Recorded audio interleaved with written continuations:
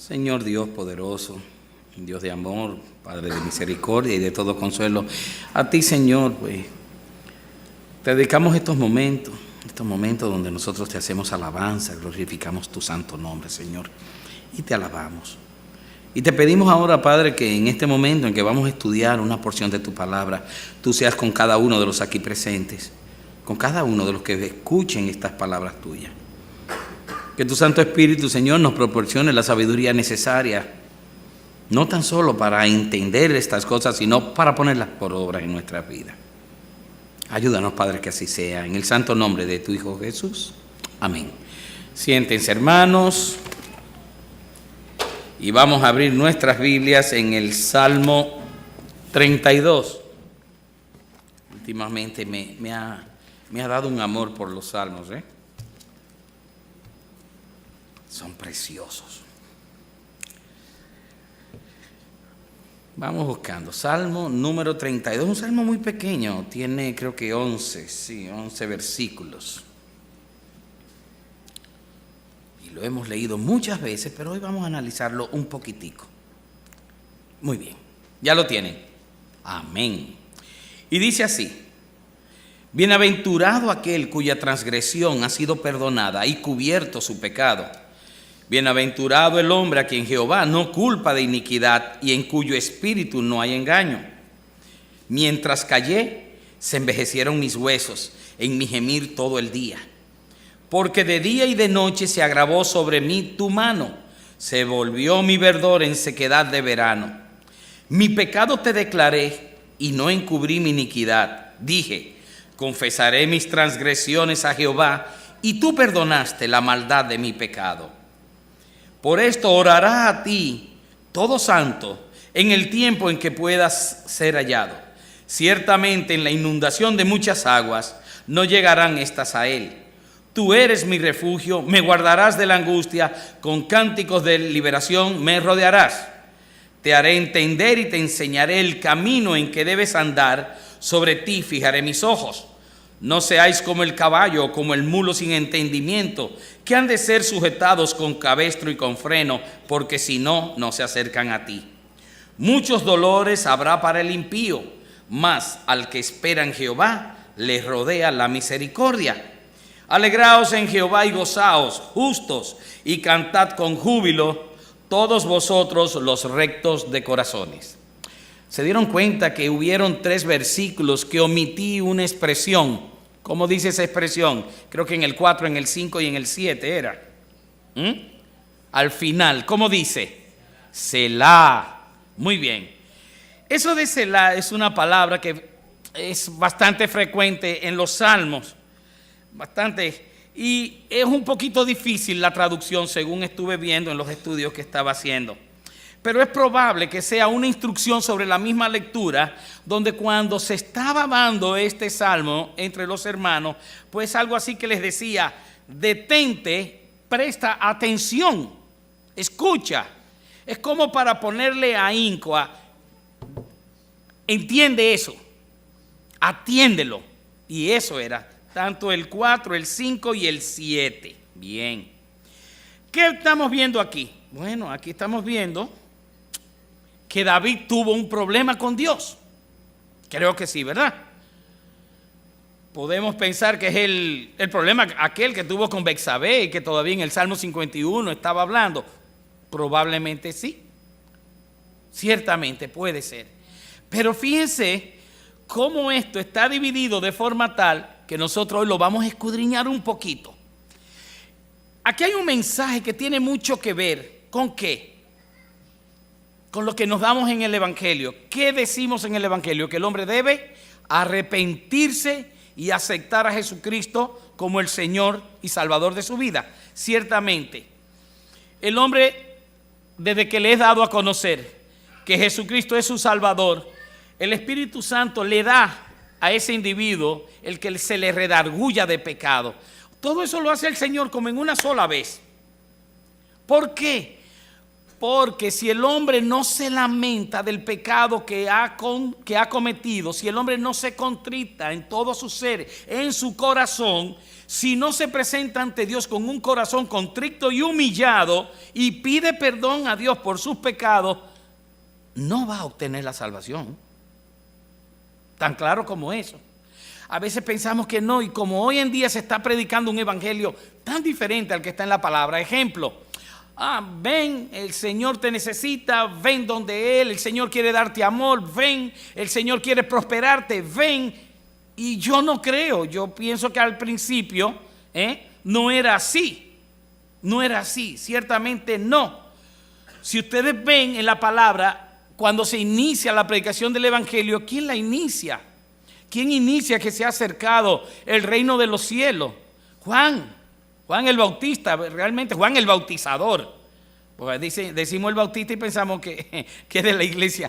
Juan el Bautizador es el primero que dice en Mateo 3:1, dice: en aquellos días vino Juan el Bautista predicando en el desierto de Judea y diciendo: arrepentíos, porque el reino de los cielos se ha acercado. Era un mensaje de ¿qué? De arrepentimiento. Eso era, de arrepentimiento. Si analizamos los evangelios, los 4 evangelios hablan de arrepentimiento. En Hechos, el mensaje de los apóstoles era de arrepentimiento. Cuando encarcelan a Juan, Jesucristo mismo inicia con ese mismo mensaje. Dice en Mateo 4:17: desde entonces comenzó Jesús a predicar y a decir: arrepentíos, porque el reino de los cielos se ha acercado. Exactamente el mismo mensaje. No ha habido variación. O sea que el arrepentimiento era una condición sine qua non. O sea, era algo que debía ocurrir. Marcos 1:14-15. Jesús vino a Galilea predicando el evangelio del reino de Dios, diciendo: el tiempo se ha cumplido y el reino de Dios se ha acercado. Arrepentíos y creed en el evangelio. En Lucas 13:5 Jesús clama a las multitudes: antes, si no os arrepentís, todos pereceréis igualmente. ¿Ven dónde va la condición? Él le aseguró a todos aquellos que le estaban oyendo que sin arrepentimiento se iban a perder. Y como antes indiqué, también vemos en Hechos como Pedro, el día de la fundación de la iglesia, que le da todo el mensaje y el testimonio de Cristo a aquellos que le estaban escuchando el día de Pentecostés, acaba de decirle en el 3:19, dice: así que arrepentíos y convertíos. Miren el orden, el mismo orden que Jesús le daba, para que sean borrados vuestros pecados, para que vengan de la presencia del Señor tiempos de refrigerio.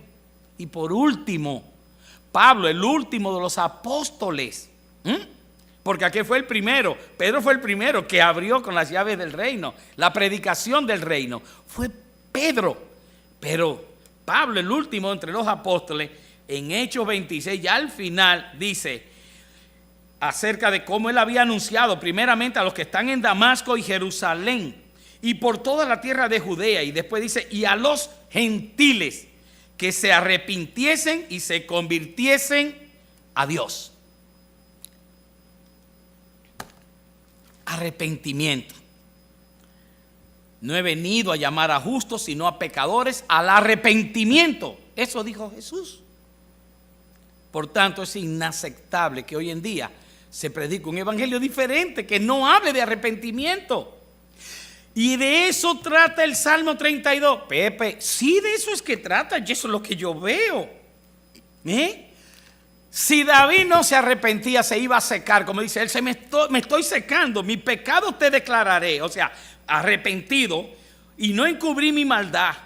Dije: confesaré mi transgresión a Jehová, y tú perdonaste la maldad de mi corazón. ¿Por qué hizo eso?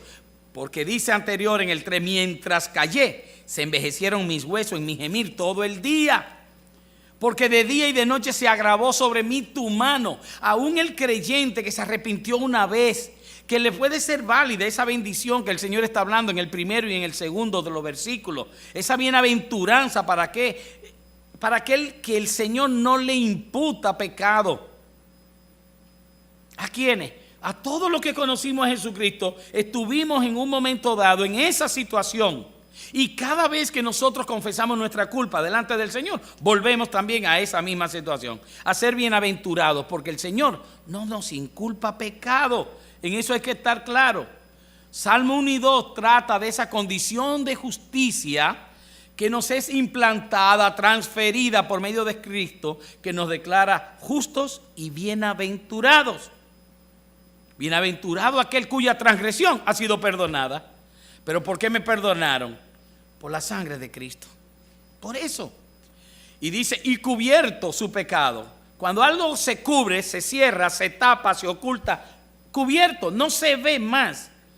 O sea, Dios no me lo está reprochando luego. Bienaventurado a quien Jehová, al hombre quien Jehová no culpa de iniquidad. O sea, mi culpa, no solamente mi pecado es cubierto, sino que es quitada mi iniquidad. Y tiene que ver con lo moral de uno, con lo ético, con eso que tiene que ver la iniquidad. Y más aún dice, y en cuyo espíritu no hay engaño. ¿Por qué? Porque fui donde Dios a pedir perdón, arrepentido, afligido, contrito y humillado. Eso es lo que agrada al Señor. Pero pareciera que este salmo está empezando por donde debía terminar, porque eso debió haber sido la conclusión de David en el versículo 11. Pero no es así. Ese es el estado del hombre que recién es convertido, que recién conoce al Señor. Esa bienaventuranza está sobre todos nosotros el día que nos convertimos a Cristo, el día que nosotros arrepentidos confesamos nuestra culpa. En ese momento estamos así. Pero ¿saben algo? Debemos permanecer así. Pero lamentablemente nuestra carne es débil y pecamos. Pecamos y caímos. Y hay cosas que en la misma palabra nos dice que debemos hacer para ser otra vez restablecido, o que nuestra posición delante de Dios sea restituida. Y lo vemos aquí. Y cosas que no debemos hacer. Y también lo vemos aquí. David hizo algo que no debió y después se aseguró de hacer lo correcto. Pero hizo algo, cayó algo. Por eso titulé esto, lo que no debemos callar. ¿Saben qué es lo que no debemos callar? Hermanos, nuestra transgresión delante de Dios, nuestra falta, nuestro pecado, no lo podemos callar. O nos pasará el mismo ejemplo que tenemos delante de nosotros, como le pasó a David. Mientras callé, dice él, no, señores, no callemos. ¿Por qué? Porque el Señor no quiere eso de nosotros. Y su mano se va a poner cada vez más pesada sobre nosotros. Eso es lo que va a ocurrir. Pero una vez que el Señor nos limpia, bienaventurados somos, porque volvemos a ser justificados por la sangre del Señor Jesucristo. Perdonados. Perdonados. Si nosotros callamos nuestras transgresiones a Dios, entonces ustedes creen que nuestro pecado es perdonado. Es una falta. Y cada vez que nosotros faltemos en contra de nuestro Padre, ¿qué vamos a recibir? Castigo, hermana María, eso mismo. Juicio. ¿Por qué? Porque a ellos, Él, a quien tomó por hijos, a estos disciplina, corrige, castiga, reprende, lo que ustedes quieran. Pero el Señor tiene una acción inmediata sobre sus hijos. Si no las tuviera, revísate. Porque el hijo ajeno no va a corregir, pero los que son sus hijos inmediatamente van a ver cómo las cosas se le entorpecen alrededor.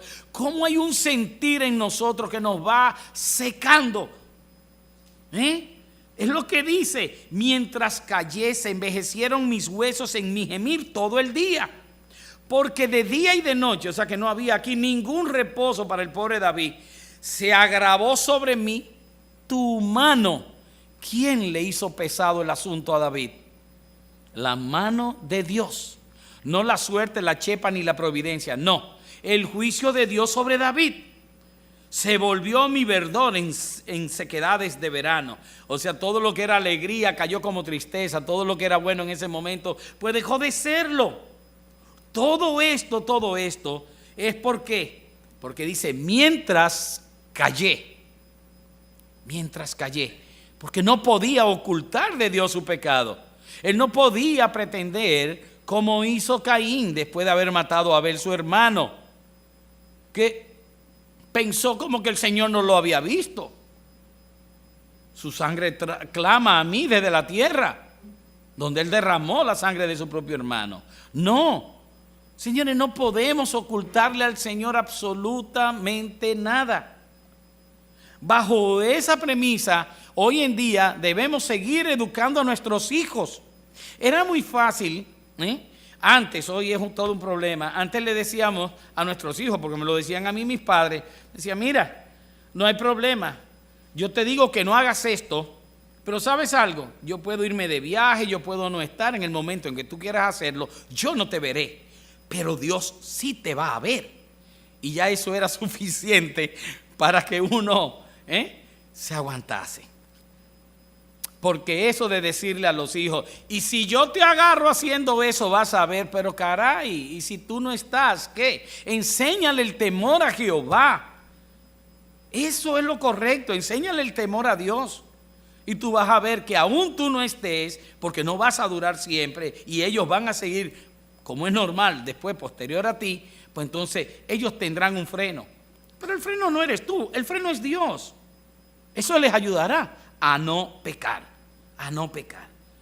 Ese salmo, ya nosotros vimos que hay bienaventuranza en ese estado original, pero vemos cómo hay consecuencias cuando no confesamos nuestras agresiones a Dios. Y hay algo muy claro, muy claro. ¿Contra quién se peca? ¿Contra quién peca uno? David sabía muy claro, por eso le dice en el Salmo 51, creo que el verso 2, le dice, contra ti, solo contra ti he pecado, Jehová. Él sabía que todo pecado es una ofensa, es una desobediencia, es una rebelión contra Dios. Yo puedo haberle hecho un daño a un hermano, a Jesús, a Miguel, etcétera. Yo le puedo hacer un daño, pero el pecado por haberle hecho ese daño a ese hermano es contra Dios que lo tengo. Es contra Dios. Entonces, de esa manera, entonces, que nosotros debemos saber que nuestro corazón, si en nosotros habita el Espíritu Santo de Dios, nos debe mover a sentirnos mal con lo que hemos hecho, pero muy mal, muy mal. ¿Para qué? Para que recurramos a Dios en busca de perdón, para que confesemos nuestra culpa delante de Él. Y confesar la culpa no es tan solo confesarla, es confesarla e intentar no volverla a hacer. Esas son las consecuencias del ocultamiento del pecado. Esas son. Cuando un creyente peca y trata de ocultar su pecado, fíjense lo primero que le ocurre: se aleja de Dios, porque ha habido una ruptura con la relación, esa vida espiritual que tenía con el Señor. Sufre un quebrantamiento, sufre una ruptura. Y él, al estar alejado de esa cercanía que tenía con el Señor, pues sencillamente sufre aún más, porque no va a encontrar consuelo. ¿Por qué? Porque ¿quién es nuestro consuelo? Dice la palabra muy claramente que Dios es Dios de todo consuelo. Ese es el único consuelo que nosotros podemos tener en medio de nuestras penas, aflicciones, etcétera. Es Dios. Y si Dios no está cerca de nosotros, porque nosotros, por medio del pecado, volvemos a distanciarnos de Él, vamos a perder la paz que teníamos con Él. Esa paz que nos proporcionó Cristo. Cuando dice, mi paz os dejo, mi paz os doy. No como la da el mundo. Esa paz que sobrepasa todo entendimiento, porque era la relación que nos abría con Dios Padre, de que ya no somos enemigos, no estamos en contienda. Eso sufre cuando el creyente peca y calla o trata de ocultar su pecado. No puede. Pierde la paz y no volverá a estar en paz hasta tanto no se contrite, no se humille y no declare su pecado delante de Dios. No delante de un hombre, como hacen en otras iglesias, etcétera. No, delante de Dios. Delante de Dios. Y esto precisamente fue lo que le ocurrió a David en ese Salmo 32. Pecó y trató de ocultarlo. Pablo escribe en 2 de Corintios 7:9, después que él le dio duro a los de Corintios, a los de la iglesia, que dice que los hizo entristecer, pero por un tiempo. y que él se alegraba aún de eso. Ustedes dicen, pero ¿cómo que se alegraba? Bueno, pues les leo. Dice así en 2 de Corintios 7, 9, 10. Ahora me gozo, no porque hayáis sido contristados, sino porque fuisteis contristados para arrepentimiento. Porque habéis sido contristados según Dios, para que ninguna pérdida padecieseis por parte nuestra. Porque la tristeza que es según Dios produce arrepentimiento para salvación. Oigan eso, de que no hay que arrepentirse, pero la tristeza del mundo produce muerte. Sí, ciertamente, cuando le faltamos a Dios y no sentimos esa tristeza, imposible. Todo creyente, cuando le falta a su Padre divino, siente esa tristeza, siente ese dolor, esa pena, esa aflicción, ese pesar que lo consume por dentro, y cada día que deja pasar es peor. Es peor. No, yo voy a ver si se me olvida. No se olvida, no se olvida. Y mientras tanto tú no enfrentes esa situación, vas a recibir disciplina por parte del Señor, porque tú eres su hijo. Y te voy a decir algo más, la lejanía que tú estás teniendo con Dios va a influir en todos los ámbitos de tu vida. Se va a ver afectada hasta tu relación con tu cónyuge, con tus hijos. ¿Por qué? Porque tú estás mal. Porque el Señor es que nos mantiene de pie. Y una vez que nosotros entonces hemos caído por medio del pecado, no hemos caído en ningún momento de nuestra salvación, etcétera, pero caemos delante de Dios en esa relación que manteníamos con Él, pues las cosas van a marchar muy diferente y el Señor nos va a disciplinar. Pero parece que David se dio cuenta, por eso lo admite. Y solamente en ese momento es que se puede tomar una decisión acertada. Y esta fue la que dice el versículo 5. Vean cómo dice: mi pecado te declaré y no encubrí mi iniquidad. Como decir, y no seguí, ya yo decidí decírtelo y no seguí guardándolo.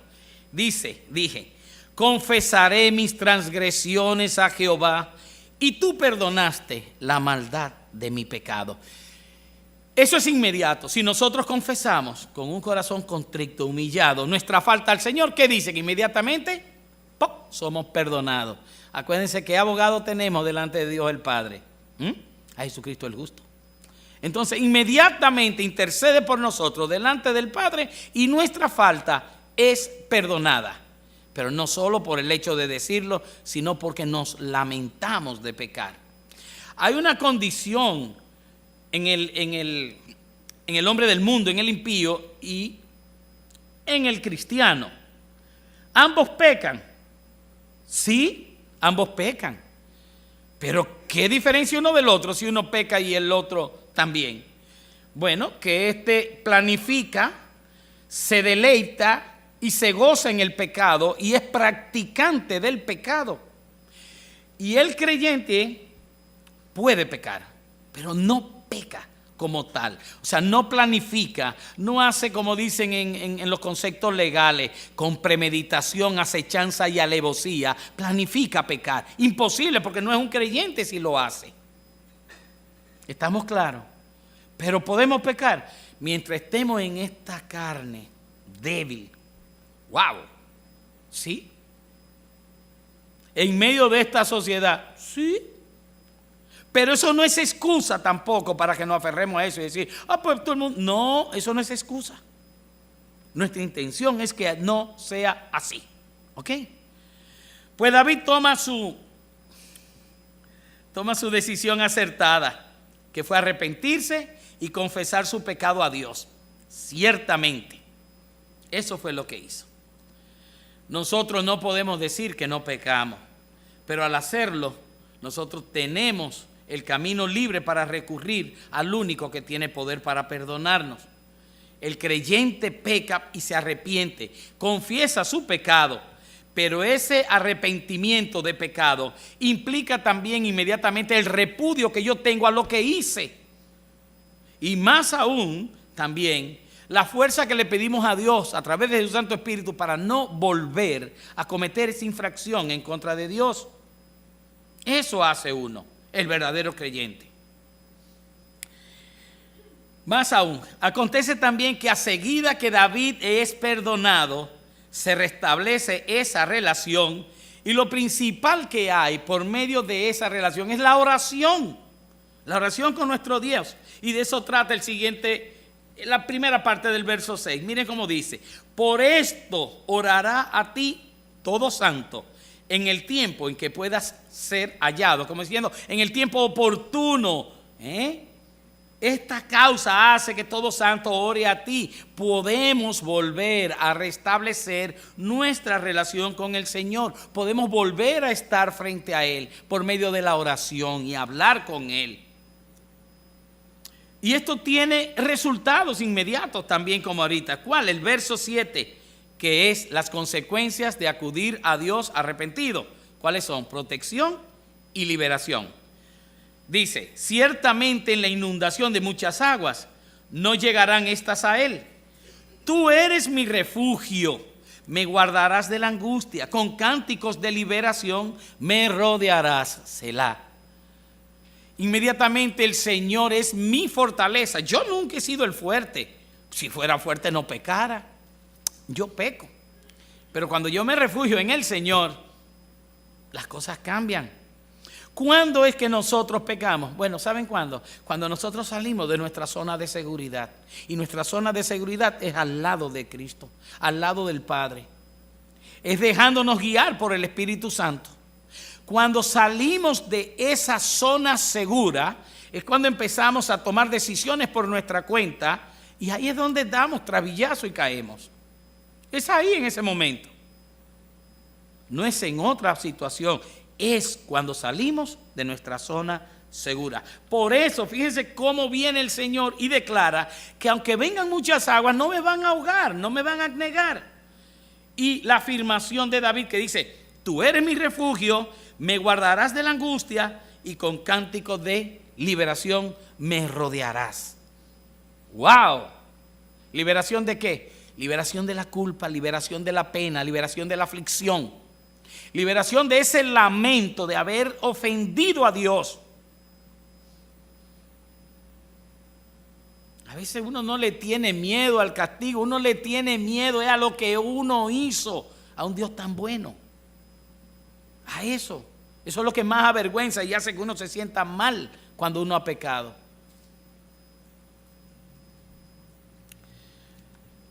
Todo escogido y separado por Dios debe orar mientras es oportuno, en el tiempo bueno.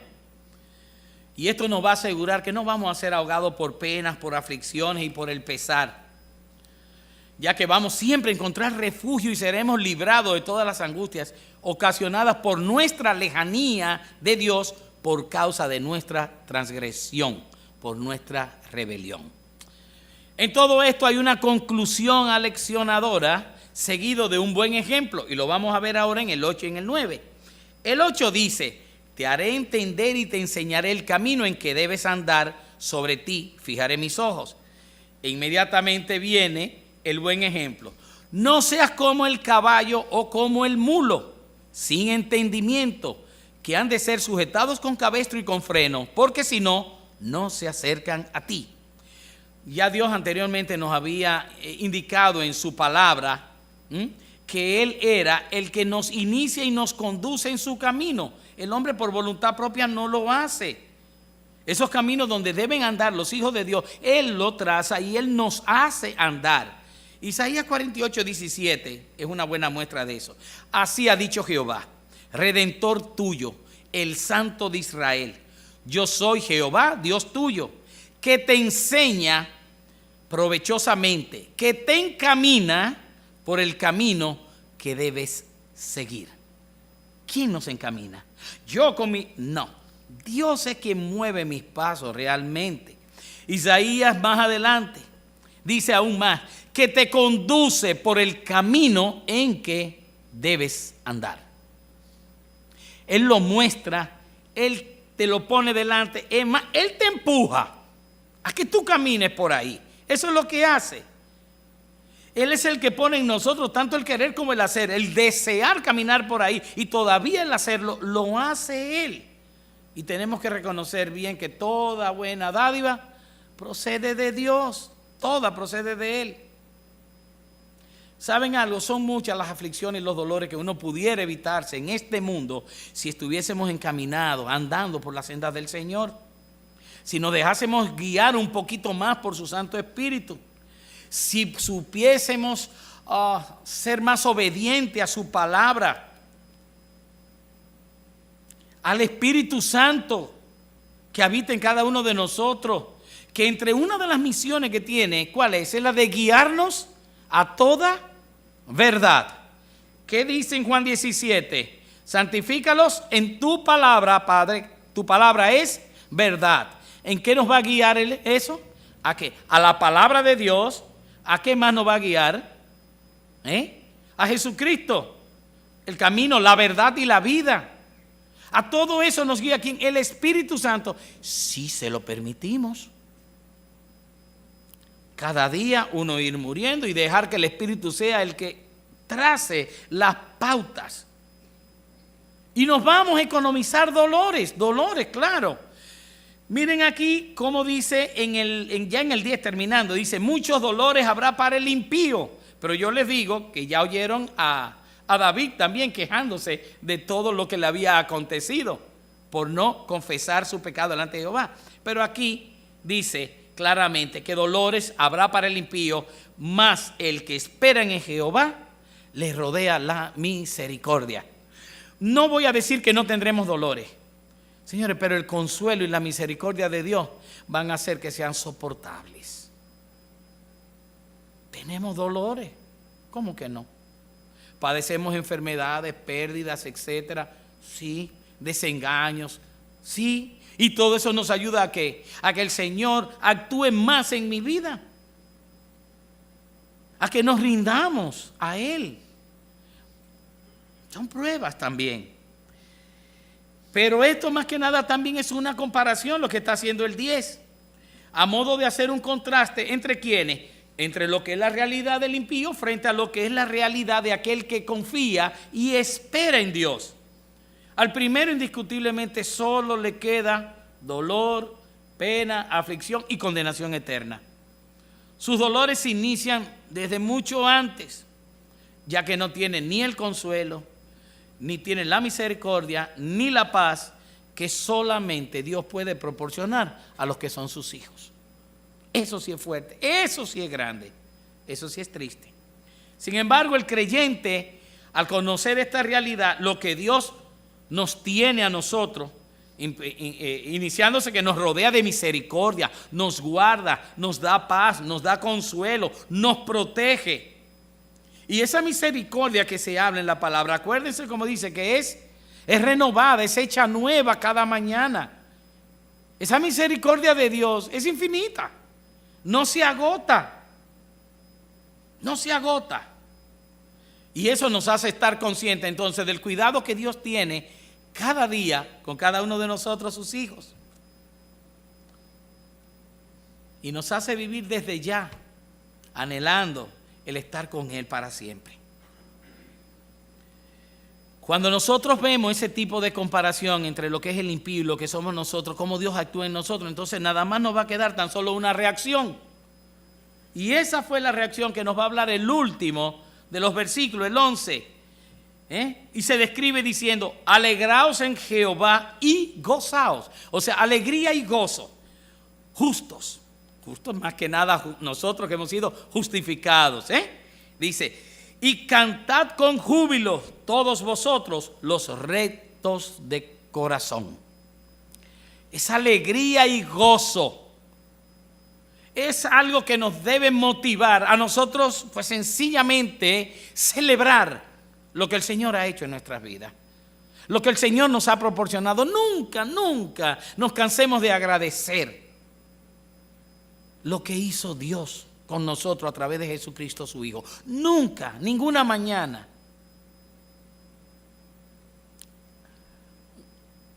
Yo acostumbro, no es bueno poner un ejemplo de uno, pero para que vean, yo acostumbro cada vez que doy gracias por los alimentos que Jehová provee sobre mi mesa, darle gracias por esa salvación.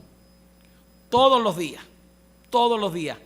Eso hay que tenerlo ahí. Eso le da una inspiración a uno, de uno salir fortalecido, de uno ser agradecido verdaderamente, de uno conocer que está en una posición diferente a aquellos que no la han obtenido. Eso te mueve a ti, a tu tratar de que ellos también la obtengan por medio de la predicación del Evangelio, como tú y yo la obtuvimos un día.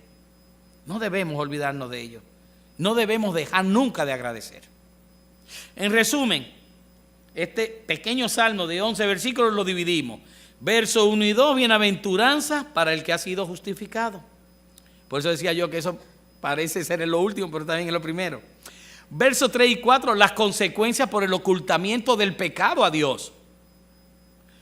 Todavía el impío hace el pecado y no tiene que ocultárselo a nadie, pero el creyente ocultarle a Dios su pecado significa: no quiero estar en buena lid contigo, no quiero estar a cuentas contigo. El verso 5, la decisión acertada, la que dice David, arrepentirse, confesar el pecado que había callado delante de Dios. El verso 6 y 7 son las consecuencias favorables por haber acudido a Dios. Cómo el Señor inmediatamente protege y libera. Después el 8 y el 9 es una conclusión aleccionadora, seguido de un buen ejemplo. Nosotros no somos caballos ni mulos para que nos indiquen, sabemos por dónde debemos andar para seguir rectamente los caminos del Señor. Después vemos la comparación, el contraste entre lo que es el impío y lo que es el creyente. Aquel que es justificado delante de Dios y confía y espera en Dios. Y por último vemos la reacción del creyente al ser restaurada su relación con Dios. Esa relación debemos cuidarla. Debemos aborrecer siempre el pecado, rechazarlo y estar convencidos de que esa relación es lo más grande que nosotros podemos tener ahora en este mundo, y es nuestra amistad con Dios. Arrepentimiento, perdón por parte de Dios y restablecimiento. De eso trata este salmo. Acuérdense que mientras estábamos en el mundo era una condición nuestra la de ser pecadores, y que ahora que somos creyentes y pecamos es una condición casual, pero esperemos no pasar mucho tiempo en ella. Cada vez que pecamos, señores, seguido ir donde Dios, darle muestra de arrepentimiento de un corazón contrito y humillado, presentarle nuestra falta, pedirle perdón, y Él nos va a restaurar. Ya sabemos entonces que no debemos callar eso delante de Dios. Amén. Vamos a orar, hermanos. Gracias, Señor, porque tu Espíritu Santo nos redarguye de pecado. Gracias, Señor, porque tú tienes la atención, aun cuando nosotros te hemos faltado, de corregirnos y disciplinarnos, de castigarnos, Señor, como hijos tuyos que somos. Aún así, en medio del castigo nos sentimos dichosos, Señor. Ayúdanos, Padre, a que cada día estemos más conscientes de aquellas cosas que no son de tu agrado, que son cosas que debemos dejar ya de una vez y por todas, Padre. Ayúdanos, Señor, a conocer cada día más acerca de ti. Que escudriñemos con mayor ahínco tu palabra, para que así conozcamos también de tu santo carácter, de lo que tú quieres que hagamos, Señor, para implementarlo en las acciones diarias de nuestra vida, y de lo que tú quieres, Señor, que nosotros dejemos completamente atrás en el olvido y que nunca volvamos a repetir en nuestras vidas. Bendícenos, Señor, en el nombre de Jesús. Amén.